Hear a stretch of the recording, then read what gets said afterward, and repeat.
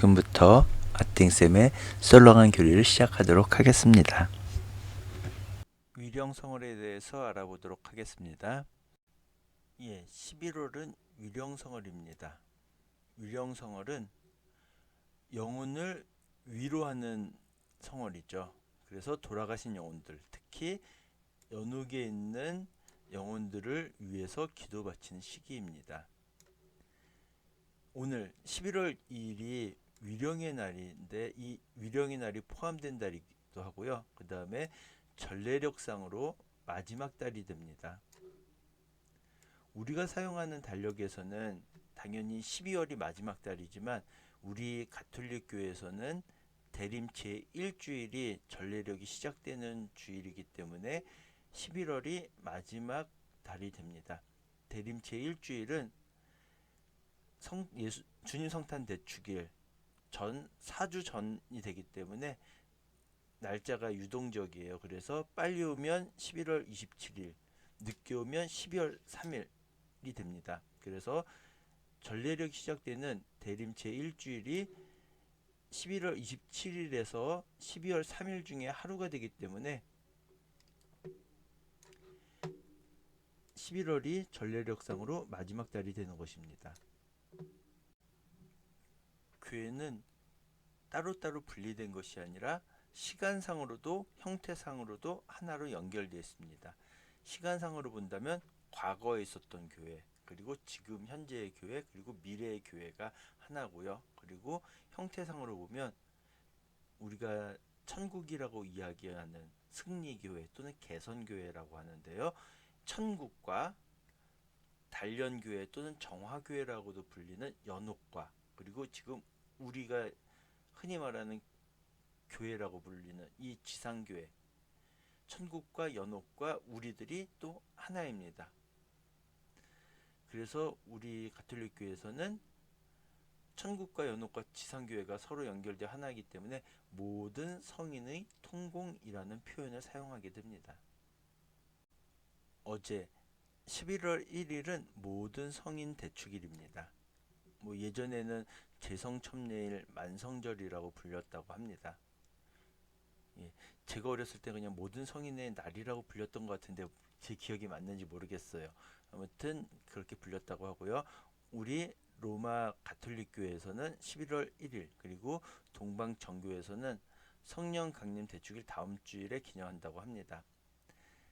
837년 그레고리오 4세 교황님께서는 이 축일을 모든 교회가 지킬 것을 명령하셨습니다. 오늘 11월 2일은 죽은 모든 이를 기억하는 위령의 날입니다. 2017년까지는 그냥 위령의 날이라고 했고요. 2018년부터는 죽은 모든 이를 기억하는 위령의 날이라고 표기합니다. 이 위령의 날은 998년 무렵 베네딕토회 소속의 프랑스 클리니 수도원장이었던 오딜로라는 분이 11월 2일을 위령의 날로 정하고 연옥 영혼들을 위한 미사를 봉헌한 데에서 비롯되었으며 전 세계로 확산되었습니다. 그리고 13세기 말에 보편화되었습니다. 요즘에는 코로나로 인해서 좀 힘들긴 하겠지만 11월 1일부터 8일까지 열심한 마음으로 묘지를 방문하고 세상을 떠난 이들을 위해서 기도하는 교우들은 연옥에 있는 이들에게 양도할 수 있는 전대사를 받을 수 있습니다. 물론 이제 교황님의 지향에 따라서 기도 바치고 고해성사 보고 영성취하고 그런 조건도 있기는 하지만요. 아무튼 묘지를 방문하고 정성된 마음으로 기도를 하면은 전대사를 받을 수 있습니다. 먼저 대사를 먼저 설명해야 될 것 같은데, 대사는 죄의 흔적인 잠벌을 면제받는 것입니다. 그래서 이 대사는 전체를 면제받는 전대사와 일정 부분을 면제받는 한대사로 나뉘게 되고요. 개신교나 아니면은 가톨릭 교리를 잘 모르는 사람들이 중세 면제부 판매하면서 면제부라고 하는데요. 그 표현은 잘못된 것이고요. 엄밀하게 말하면 대사부 논쟁입니다. 대사부를 이제 남발을 했던 거지 면죄부라는 표현은 잘못된 것입니다. 예, 11월은 연옥 영혼들을 위해서 기도하는 달이죠. 그래서 이제 전대사를 받고서는 불쌍한 연옥 영혼들에게 이 전대사를 양도할 수 있습니다. 가톨릭 교회가 규정한 전대사의 조건은 다음과 같다고 합니다. 먼저 전대사의 일반 조건인 고해성사와 영성치를 해야 합니다. 그리고 교황님의 지향에 따라서 기도를 바쳐야 합니다. 근데 교황님의 지향을 모르면 주모경을 바치면 된다고 하네요. 그리고 이제 교구에서 지정된 전대사 순례성지나 성당을 방문해서 기도를 바친다고 합니다. 우리가 앞서서 교회는 하나다라고 하면서 승리교회, 천국과 개선교회, 아니 정화교회, 연옥, 그리고 우리 지상교회가 하나라고 하고, 그리고 모든 성인의 통공을 이야기했잖아요. 그런데 살아있는 사람은 전대사를 또 받을 수 있는 능력이 있지만 이미 죽어서 연옥에 있는 영혼들은 스스로 공로를 세울 수 없기 때문에 우리가 그 연옥 영혼을 위해서 전대사를 양보하게 되면 이 연옥 영혼들이 우리의 기도를 받고 천국에 올라가서 다시 우리를 위해서 기도해 주게 됩니다. 이것이 모든 성인의 통공인 거죠. 전대사란 보속을 면해 주는 것을 말합니다. 잠벌을 면해 준다고 했죠.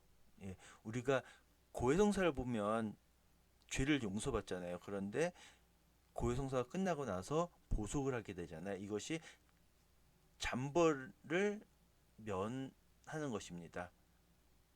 그래서 이제 연옥 영혼들은 남아있는 잠벌을 다 기어가기 위해서 연옥에서 보속을 하는 거죠.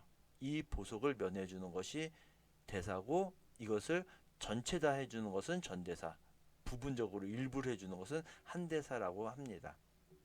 예. 죄에 따른 벌, 죄의 상처, 죄의 흔적, 이것을 잠벌이라고 부릅니다.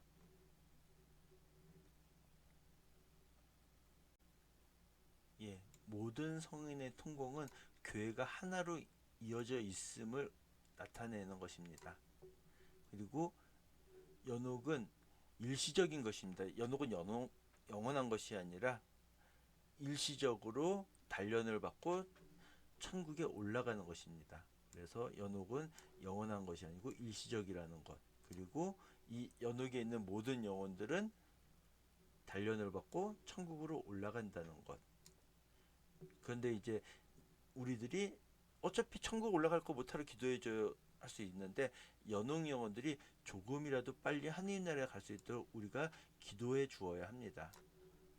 그래서 우리가 구원송을 바쳐준다던가, 아니면 식사후 기도를 바쳐준다던가, 아니면 화살 기도를 통해서 연옥 영혼들을 위해서 기도해주면 이 연옥 영혼들이 조금 더 빨리 하느님 나라에 들어갈 수 있습니다. 우리가 즐거운 시간은 굉장히 빨리 지나가잖아요. 그런데 굉장히 힘들고 어려운 시간은 똑같은 시간임에도 불구하고 굉장히 늦게 지나가다고 생각이 되잖아요. 마찬가지로 연옥에서의 매우 짧은 시간은 우리가 생각했을 때 뭐 굉장히 짧은 시간이나 할 수 있을지 모르지만 연옥 영혼들이 느끼기에는 굉장히 긴 시간입니다. 연옥은 지옥처럼 하느님을 뵐 수 없습니다. 하지만 앞서 이야기한 것처럼 연옥은 영원한 것이 아니라 언젠가는 끝나는 곳입니다. 그래서 천국에 가기 전에 정화되는 곳인 거죠. 그래서 깨끗해져서 천국에 올라가는 것입니다. 그리고 누가 연옥에 보내는 것이 아니라 자기 스스로 연옥에 가서 깨끗해질 때까지 정화되는 곳입니다. 천국에 올라가면 되는데 왜 연옥에 스스로 가요? 라고 생각할 수 있을지 모르겠는데, 예를 들어서 굉장히 다른 사람들 다 깨끗한 옷 입고 막 그런데 저는 굉장히 꾀재재하고 더럽고 막 지저분한 옷을 입고 있어요. 그러면은 굉장히 부끄럽겠죠. 그것처럼 다른 사람들은 다 깨끗한 영혼을 가지고 있는데 자기는 조금 더러운 그런 영혼이라면 그 사람이 부끄러워서 견딜 수가 없는 거예요. 그래서 자기 스스로 자기가 정말 그 사람들처럼 완전히 깨끗한 영혼이 될 때까지 스스로 연옥에 가서 정화되는 거죠. 아무튼 연옥 영혼들이 천국에 갈 때까지, 천국에 갈 수 있을 때까지 정화되는 곳이 바로 연옥이기 때문에 굉장히 영원한 것이 아니라 유한한 것이고요. 지옥처럼 고통스러운 곳인과 동시에 또 언젠가는 천국에 가서 하늘 뵐 수 있다는 기쁨이 함께하는 곳입니다.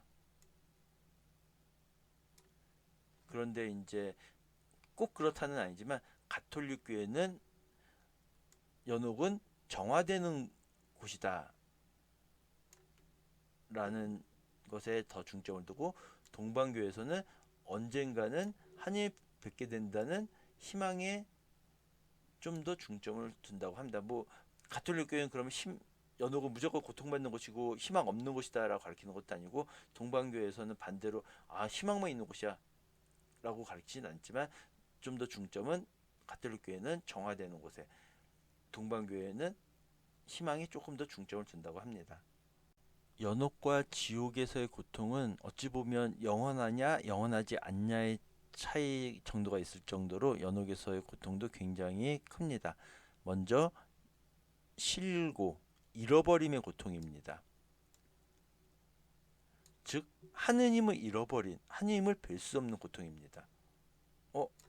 하느님을 뵐 수 없는 게 왜 고통이에요?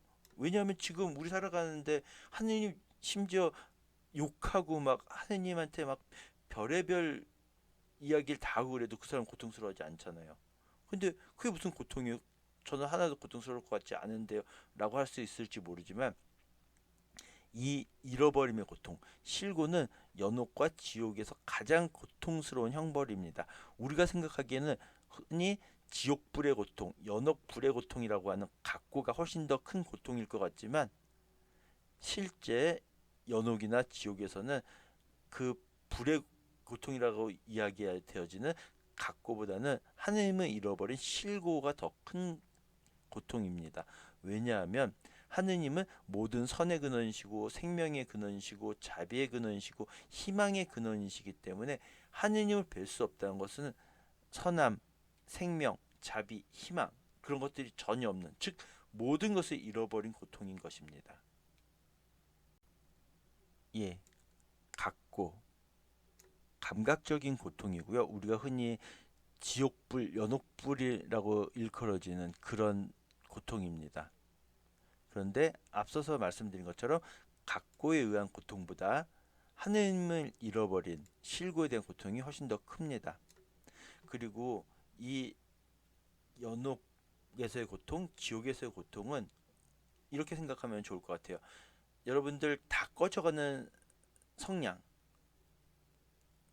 정말 성냥이 거의 꺼져갖고 조금 빨간색으로 남아있는 그 불이 뜨거울까, 아니면 정말 실감나는 영상의 불 그림 또는 영상, 그런 게 더 뜨거울까요?